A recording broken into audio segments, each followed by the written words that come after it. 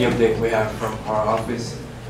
We did submit proposals for the bin box initiative and also for voting rights restoration. So everything is still in drafting, and I know we're talking about looking at bills to see if there might be any back on top. Once everything is in and filed, we'll know. Yesterday was the deadline, so nothing was really out yet.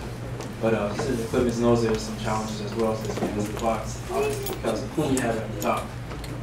Even when Governor Christ, a couple years ago, he made the restoration of vote semi-automatic, which is why those numbers were so high. And this, I mean, that's what we tried to do legislative-wise, which we didn't have to at one point. But so there's going to be some challenges, especially the bin box. I think in Senator Smith's Bill 146, it was in there. They made him take it out in order for it to pass through. So I mean, I think we understand there's going to be some challenges. We have it in, and we can make some noise about it. And we'll see how it goes. But anyway, the legislation it's in filing, and as soon as it's done, it will be what's in drafting. As soon as it's done, it will be filed, and we can work and look for a house sponsor and all that stuff.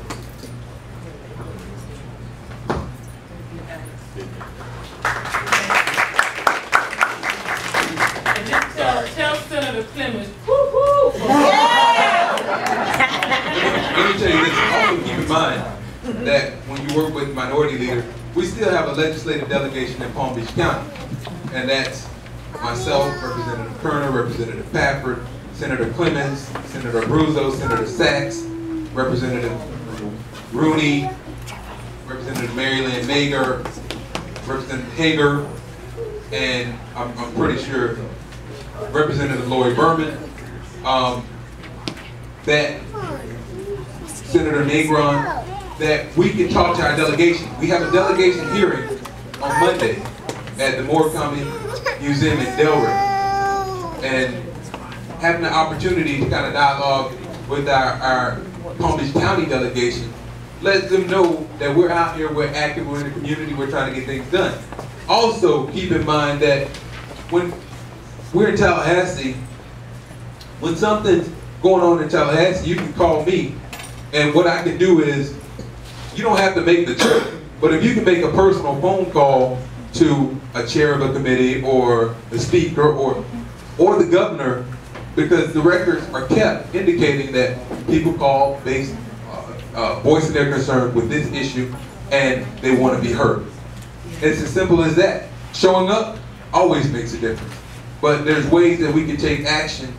From my office, we kind of send out emails on the different things that are going on. When Wansley Waters was here, the Secretary of DJJ, we sent out an email letting people know. When these things happen, we need to be at the table, but also not just those of us who are in this room. Those people who are affected the most, we need to go and get them and bring them so they'll have the information firsthand. Okay? We have to take an active approach. We have to actually go out and do it. We have to get it done. So are you saying that we need to be at the delegation hearing on Monday at Moore County Park? Is that what you're saying to this group? Absolutely. And what time is that meeting? 9 to 12. 9 a.m. to 12 a.m. Around our legislative fight and getting this passed statutorily, but there's opportunities at the local level that we need to also pay attention to. And you know, a lot of the challenges that go along with legislation, such as the limited bill slots that Representative Powell has, and we have to respect his commitments that he's made to other groups as well. We also have the distance getting to Tallahassee, having those conversations face to face with legislators when they're making these decisions. And just the political dynamics that we're dealing with our current legislature. So until next election, we have to face the facts that it's hard to move stuff uphill. So I just wanted to say that, you know, Jacksonville has a local ordinance that affects the city of Jacksonville, and there's a ban the box ordinance there, which you know, affects people applying for government positions with the city of Jacksonville. We can, you know, reflect those, use that as a model and push that locally. We have municipalities from all the way up in North County to South County and out west to the Glades that we can't forget, where we can work towards passing these initiatives at the local level. So I just want to make sure that everybody's aware that there's state fights that we have, there's local fights that we have, in which we all need to engage. And just having these conversations moves the issue forward. So talk about it.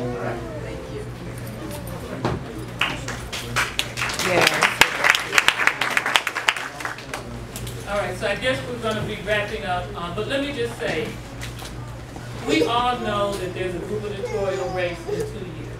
Well, guess what? The governor knows it too, right?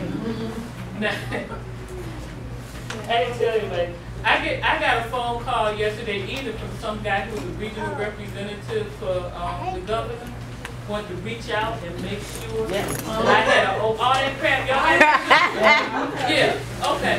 So I should put him my agent, because I invited him to this. Did he come? Is the guy from But okay, so my point is the governor knows it too, right? And the governor apparently is trying to make some inroads in the community that have not been receiving him well. Okay? No, you're kidding. So I'm just saying, I think it's, yeah, I mean, I think it's, you know, there's some room for influence. And, you know, I mean, I don't know how to play the Tallahassee game. I trust that Representative Powell and Senator Clemens and others will guide us on that. But clearly, there's room to influence the person who now sits in that seat.